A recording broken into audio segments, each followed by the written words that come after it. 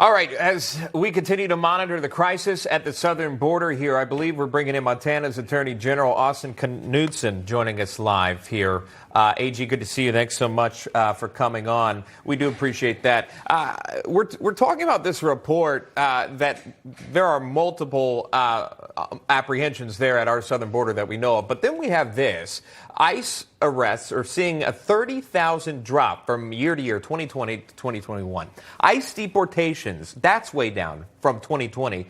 Again, as you can see right there on your screen. And you were part of a coalition of attorneys general who successfully won an injunction to block the Biden administration's policy that stopped nearly all deportations at the southern border. Jump in there with us and the viewer. Talk to me about that. Yeah, well, thanks for having me, Sean. Montana got involved in this because we're dealing with a huge illegal drug problem up here. People have asked me, why does a northern tier state care about what's going on at the southern border and care about the deportation issue? Well, that's why. We're seeing record amounts of fentanyl coming into our state. We're seeing record amounts of methamphetamine coming into our state. And we know this is all coming from the Mexican drug cartels. The stuff isn't being made locally. It's not even being made in the States. It's being made by the drug cartels and being smuggled across the southern border because that border is wide open now.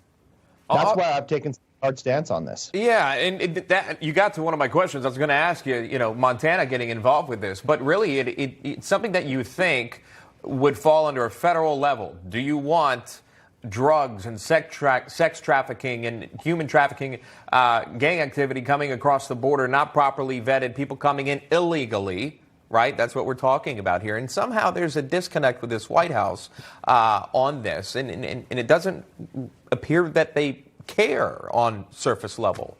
Your thoughts on that?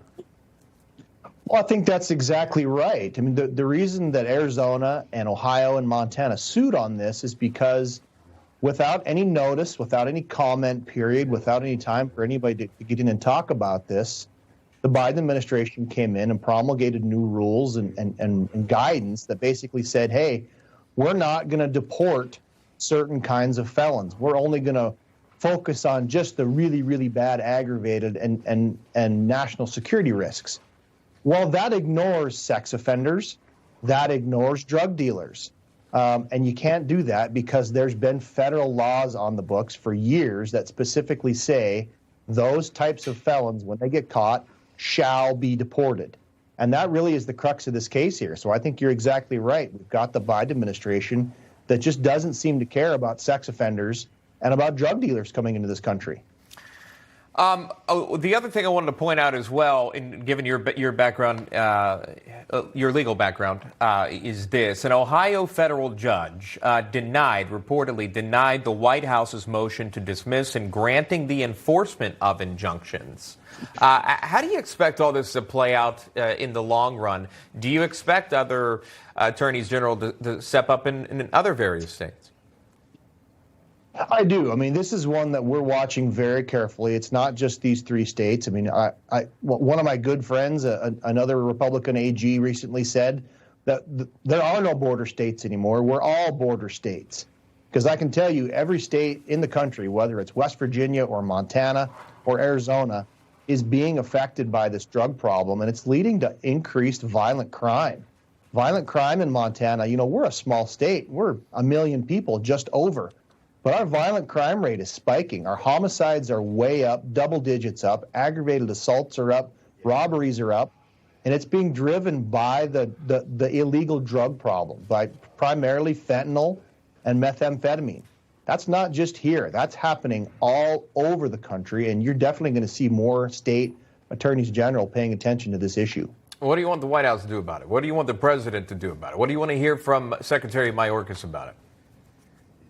We want to hear that they're going to follow federal law. Look, you showed a couple of graphics on the stage that on the screen that are good, but I think the numbers from 2019 are even more staggering. 2019 saw 267,000 deportations. Last year, that number dropped to about 160,000. In 2021, we're under 60,000. This administration is willingly lowering the number of deportations of captured illegal aliens, and they're letting these people go into the interior of our country. And if you again, a lot of times sex offenders and drug dealers. Yeah, and if you butt that number up to the apprehensions and encounters at the border and you watch the decline, mathematically, any way you put it, it simply doesn't make sense. Attorney General Austin Knudsen joining us live here from Montana. Good to see you, AG. Thanks for your time. Thanks.